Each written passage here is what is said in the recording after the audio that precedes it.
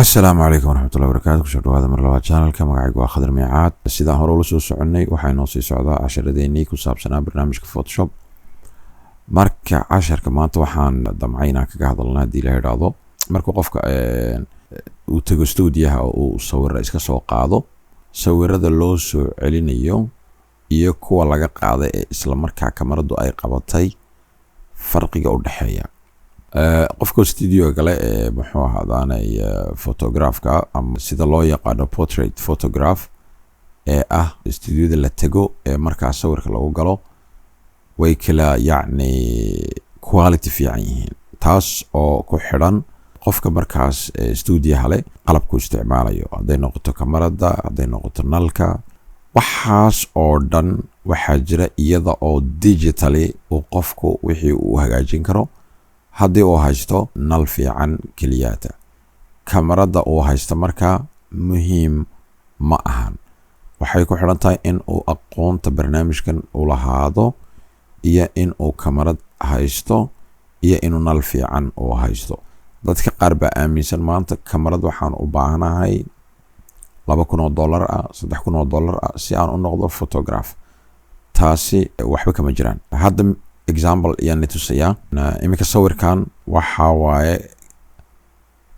gabadhan oo muxuu ahaadaanay aan u jeedno wejigeeda sidan u yahay.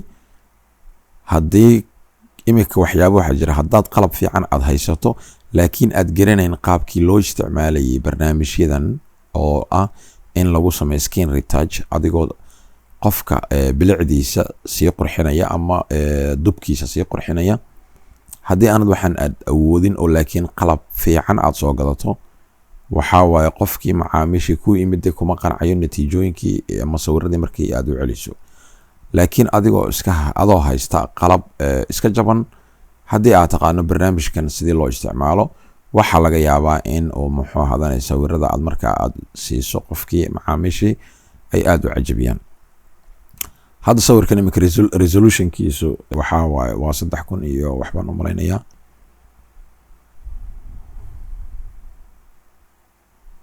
markaasa ma jeedaa 3,400 by 4,159. sawirada kuwa oo cajiibka ee muxuu ahaadaanay 2,000 iyo la gado waxaa waaye 7,000 ilaa 8,000 by 4,000 ilaa 5,000. waxaas marka qofku intuu ku fikiraya waxaa fiican qofku inuu awoodii uu sawiradan uu ku qurxin lahaa inuu lahaado marka qalabku muhiim maaha uu haysto.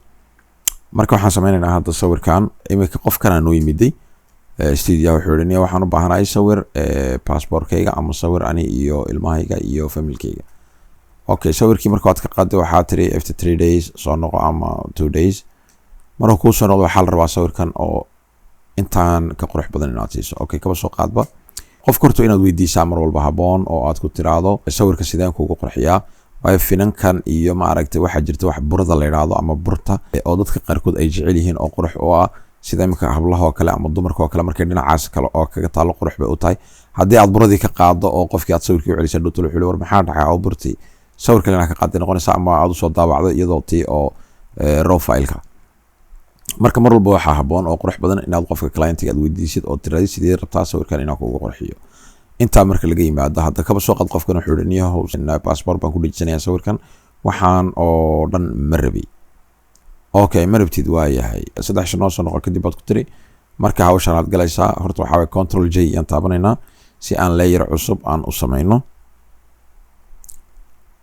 mar walbana layerada marka aad samaynayso waxaa haboon inaad magacooda ku qorto si aad u ogaato layerka wuxuu ka dhigan yahay. iminka kan oo kale finan ayaan ku qoraynaa English blemishes iyo la laakiin Soomaali baan nahay. waxaan ku qoraynaa finan ama fin. okay, waxaan imanaynaa intaa kadib markaan finanka aan ku qorno waxaan imanaynaa spot healing brush waan soo dhaweysanaynaa sawirka. iminka dhinacaas haddaad inaad u jeedo ma aqaan finanka kuwa yaryar waxaad u isticmaalay spot healing brushka caadiga kuwaasaa ka tiraya. iminka sida dhinaca meeshaas oo kale hadda sawir ma laha fin, hadda ka horna fin bay lahayd. taas oo kale kaba soo qaadba dhinacaas oo kale xagga oo aan madowga ka dhigay imika ayaan brushka ku hayaa uu ka baaba'ay.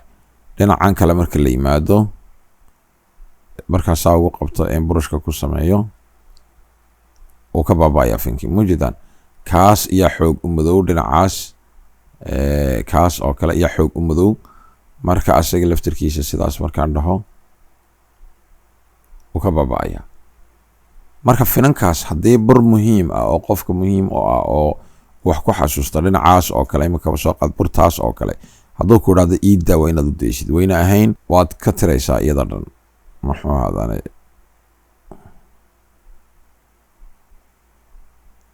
sidaas waabad ka qaaday waa burti.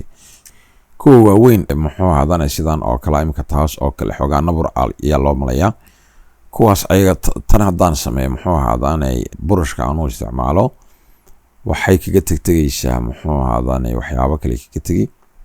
laakiin waxaan sameyn imika waana kana spot healing brushka toolka haddaan soo qaato aad buu u yaryahay.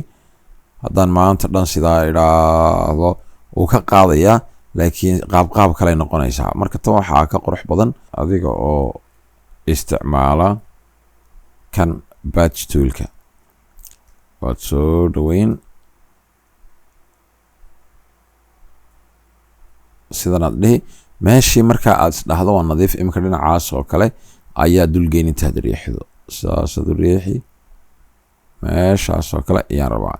kalarka markaa asagu isla meeshan uu ka qaadanayaa laakiin textureka yacni qaabku u eegyahay muxuu ahaadane wejigu dhinacan uu kasoo qaadanaya. laakiin markay noqoto highlightka iftiinka oo kale halkan uu ka qaadanaya bes sawirkii halkan uu kuu soo qaatay iyo highlightkii halkan waa intaas halkaas qaybtii ahayd iyo copy kaaga soo qaado halka ku dhigo kale.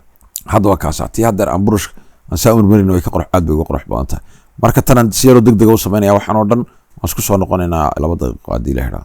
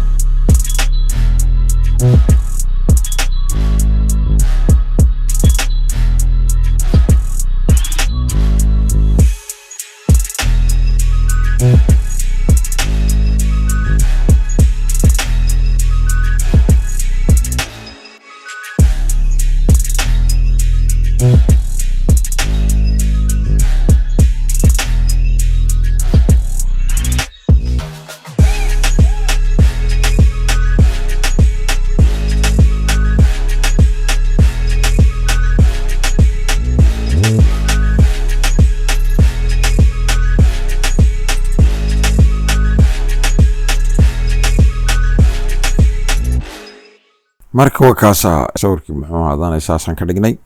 hadda ani videoga degdeg aan u sameynayaa laakiin qofka marka oo si professional oo waxan uu quuta daruurigiisa u yahay waxaa qurux badan inuu si serious u qaato. midda kale waxaa la sameeyaa weliba dodge amben wax la yidhaahdo oo meelaha madow oo dhinacan oo kale ah inuu qofka uu caddeeyo dhinacyadan saa'idkii xoogaha ee xooga u dhalaalaya ee nalka uu kaga dhaco kale inuu yar madoobeeyo oo dhinacan oo kale uu ka dhigo. kaasna insha Allah casharada soo socdaan ku qaadan doonaa. marka waa kaasa sawirkii farqigaas u dhaxeeyo waad u jeedaan. kolka hore sidan waxa waxaas oo finana ilahayd gabadhan haddana waa kaasa sawirkii marka gacanta laga sii hadhow tole iyo ka fiican tan waliba waxa aan xoogaha maaragtay si degdeg ah u sameynaya mana dhameystirin waayo waxa uu dhiman dodge amben color filtration camera raw filter kana furi markaasaad kalarada maaragtay iyad xoogaha kala habeyn ood ka dhigdhigi yacni muxuu ahaadane sida ugu qurux badan ee adiga marka aad rabto. marka waa kaasa casharkeeni maanta intaas inoogu eegyahay. tan iyo inta casharka dambe dib ugu kulmi doono walaalkiin oo idin leh. asalaamu calaykum waraxmatullaahi wabarakaatu.